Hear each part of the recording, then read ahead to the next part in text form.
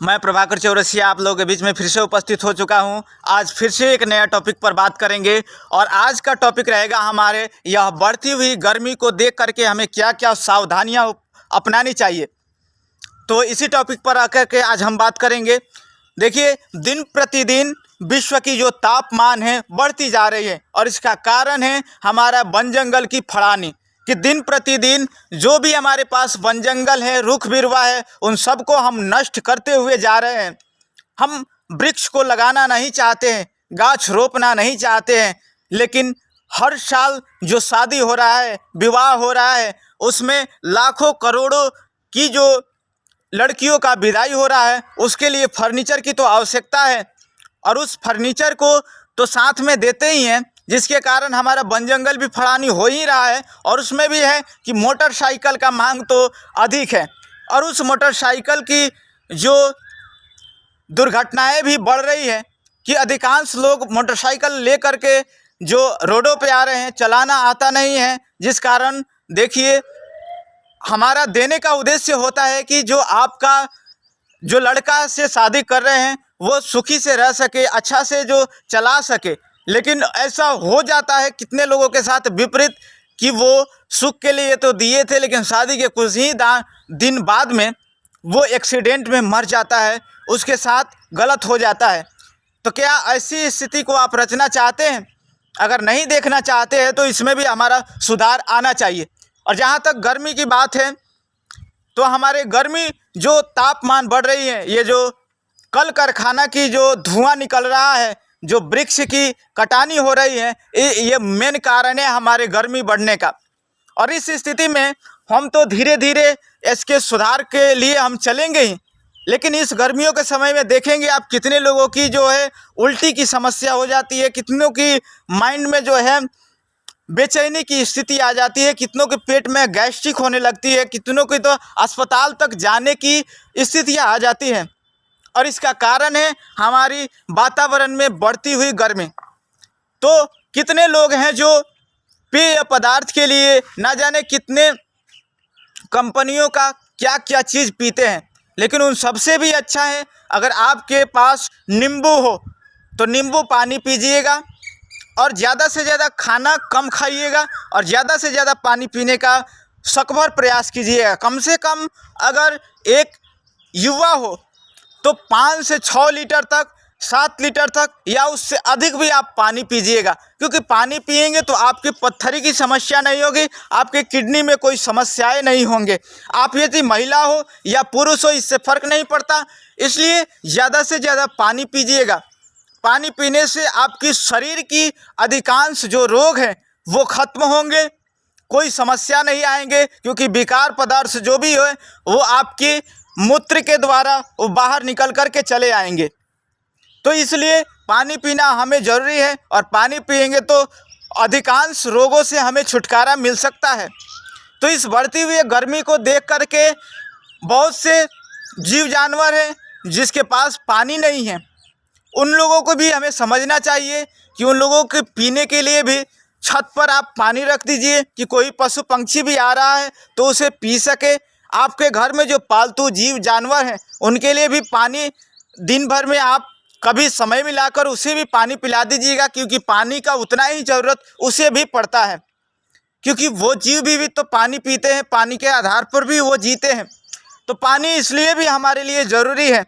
पानी के हाहाकार देखते हैं शहरों में कितना हाहाकार मचता है पानी जब नहीं आता है, यहाँ तक कि पानी की कमी हो जाती है कि लोगों की नहाने तक के लिए, खाना बनाने के लिए भी पानी नहीं मिलता है। या अपने पहाड़ की बात करें या इधर भारत की चेन्नई ओर की स्थिति देखते हैं, समाचार में सुनते हैं तो पानी की बहुत कमी का जो समाचार आता है। तो ऐसी स्थिति को हमें बचाना है, जो कुआं है उसे भी हमें सुरक्षित रखना है और पानी को अधिक खर्च मत कीजिएगा, क्योंकि पानी हमें बचाना ज़रूरी है।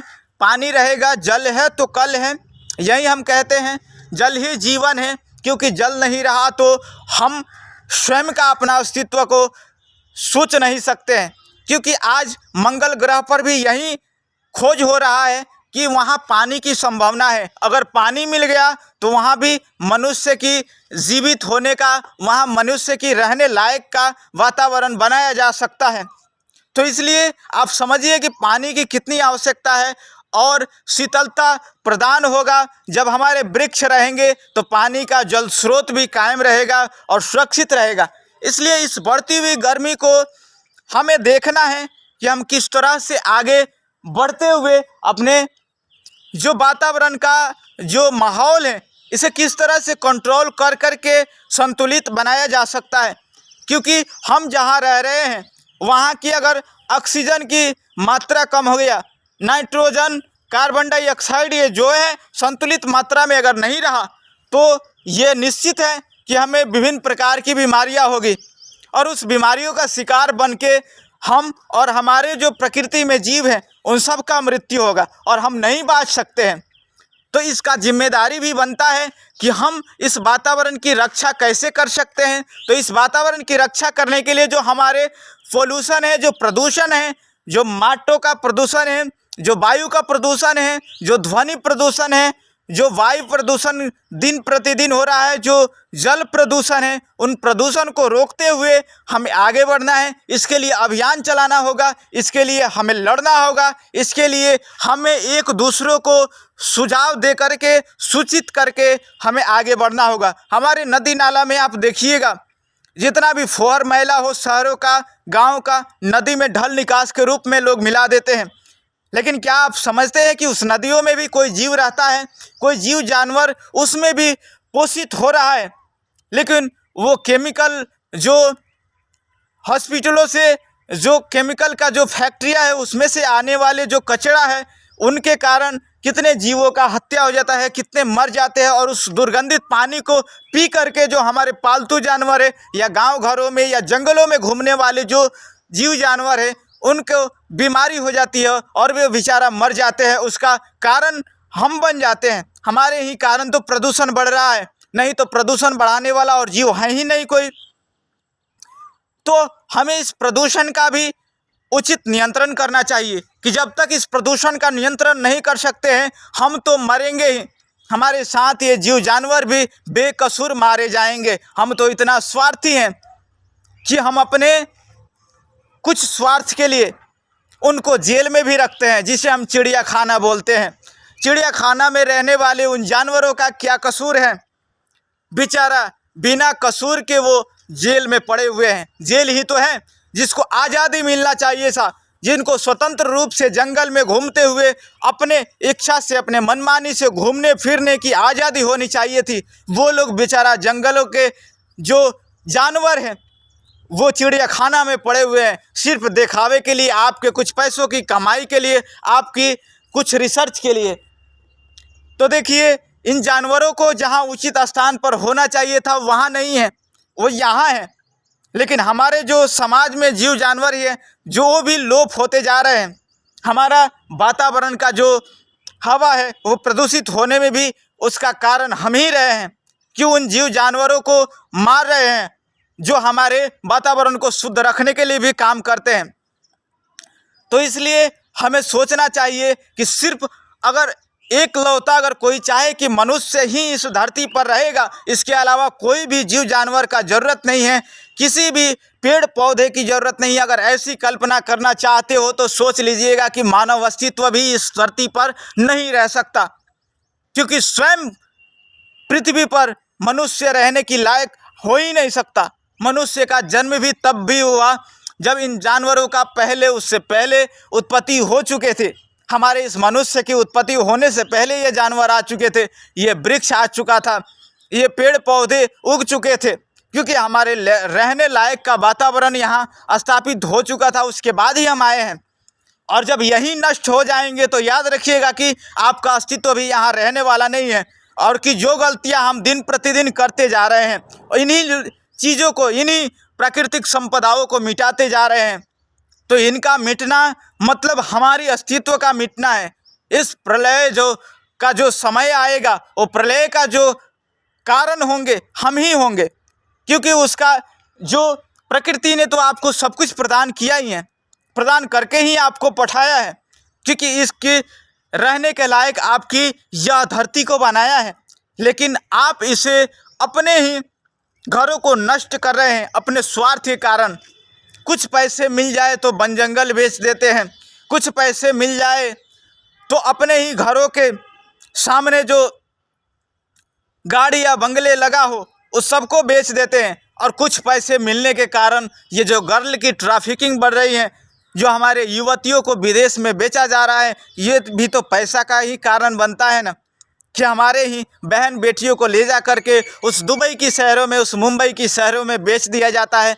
इस स्वार्थ ने जो हमारे वातावरण को भी खराब कर रहे हैं, हमारे जीव जंतुओं को मार रहे हैं। तो इसलिए हमारे धर्म संस्कृति यह सिखाता है कि जीवों पर दया करना सीखो, क्योंकि जीवों पर दया करने का मतलब क्या, कि आप जीवों की रक्षा करो। जब तक वो जीव सुरक्षित रहेंगे, वो जीव हमारे धरती पर कायम रहेंगे, तब तक हमारा कुछ नहीं हो सकता, रोग बीमारियां नहीं हो सकता, हम भी सुरक्षित रहेंगे। क्योंकि ऐसा ज़रूरी नहीं है कि जो हम खाते हैं वो भी वो जानवर खाते हैं, नहीं। जो प्रदूषण युक्त वायु है उसे भी पी करके वो जी लेते हैं। जो हमारे खाने लायक चीज़ें नहीं हैं वो खा करके वो जी लेते हैं, जो कि इस धरती पर उनकी अत्यावश्यक है। क्योंकि जो हम नहीं कर सकते वो जानवर कर सकते हैं। हमारे जो धान बाली है, गेहूँ बाली है, जो कुछ भी है, अगर सुरक्षित है, संरक्षित है, उन जानवरों की वजह से। अगर वही जानवर मिट जाएंगे, वही जो वनस्पतियाँ दिख रही है हमारे सामने, जड़ी बूटी की काम करती है, हमारे जीवन जुगाने के लिए भी जड़ी बूटी का काम आता है, लेकिन उसी जड़ी बूटी को हम दिन प्रतिदिन खत्म करते जा रहे हैं। कैसा होगा हमारा भविष्य? जो बालुआ रेत, जो सहारा डिजर्ट देख रहा है, जो सऊदी अरब का उतनी जो विकराल स्थिति है, गर्मी के जो दिनों में वहाँ के लोग, खाड़ी मुल्क के लोग जीते हैं, कल की स्थिति हमारे ओर भी ऐसा ही हो जाएगा कि हमें भी इस मरुभूमि में जीने पर मजबूर हो जाएंगे। तो कृषि प्रधान ये हमारा देश, क्या होगा इसका? आज भी हम दूसरे देशों से कुछ मंगा करके जब अपना काम चलाते हैं, जब हमारा देश में कुछ ही उत्पादन ना होने के लायक हो जाएगा, तब हम क्या कर पाएंगे? तो इस स्थिति को अपने देश में नहीं आने देना है। इस देश को बचाना है, इस देश की वातावरण को बचाना है। और इस जो गर्मी बढ़ रही है, गर्मी के कारण जो हमारे देश में जो तबाही मच रहा है, जो रोग बीमारियां दिन प्रतिदिन फैल रहे हैं, उसको रोकना है। हमें हवन करना चाहिए, यज्ञ करना चाहिए, वृक्षारोपण की कार्यक्रम चलाना चाहिए। वायु प्रदूषण, ये जल प्रदूषण, जितने भी प्रकार की ये प्रदूषण है, इसके विरोध में अभियान चला करके राजनीतिक दलों को साथ में लेकर के भी, और उच्च कैटेगरी के लोगों को भी लेकर के इसकी समाधान खोजते हुए हमें आगे बढ़ना चाहिए। यही सलाह सुझाव हम सब युवाओं में देना चाहते हैं। सब युवा ये जान ले, ये सब युवाओं का यह फर्ज बनता है। हम छोड़ देते हैं कि ये हमारे राजनीतिक पार्टी वाले लोग कर लेंगे, छोड़ दीजिए, ये धार्मिक लोग जो होंगे वो कर लेंगे, ये छोड़ दीजिए कि वो कर लेंगे। ऐसा सोचते रहे तो कुछ नहीं हो सकता है। क्योंकि जो करना है, हम भी तो इस समाज के एक नागरिक हैं, हमारा भी तो कर्तव्य बनता है कि हम इस देश के लिए कुछ कर सके। हम भी तो इस देश के लिए कुछ योगदान कर ही सकते हैं। क्या ऐसा सोच हमारे अंदर नहीं होना चाहिए? तो अगर ऐसा सोच आपके अंदर भी है तो आप अपने समाज में, आप अपने, आजकल तो जो सामाजिक संजाल है, सोशल मीडिया है, उसके तरह भी आप लोगों को जागृत कर सकते हैं। आपके पास फेसबुक है, ट्विटर है, इंस्टाग्राम है, यूट्यूब है, टिकटॉक है। इसके माध्यम से अगर चाहें तो आप समाज को जागृत कर सकते हैं। समाज की युवाओं को, समाज की बुजुर्गों लोगों तक ये बातें पहुंचा सकते हैं, ताकि हमारे समाज में परिवर्तन हो सके, ताकि हम अपने समाज को संगठित बना करके, सुरक्षित बना करके फिर से वो हरा भरा वातावरण को जीवित कर सके, ताकि आने वाले दिनों में हम अपने खुद को ये कहला सके कि हाँ, हम मानव सर्वश्रेष्ठ प्राणी हैं। सर्वश्रेष्ठ पहले भी थे, आज भी है, और कल भी मानव सर्वश्रेष्ठ प्राणी रह सके। और देश दुनिया की खोज करते हुए मंगल ग्रह तक, चंद्रमा की भी खोज करके वहाँ भी मानव बस्तियाँ बसा सके, ऐसे प्रयास लेकर के हमें चलना है। इस स्थिति को कायम करने के लिए हमारा प्रयास जारी रहेगा। तो ये वीडियो आपको कैसा लगा? अच्छा लगा हो तो लाइक, शेयर, कमेंट करना न भूले। नमस्ते।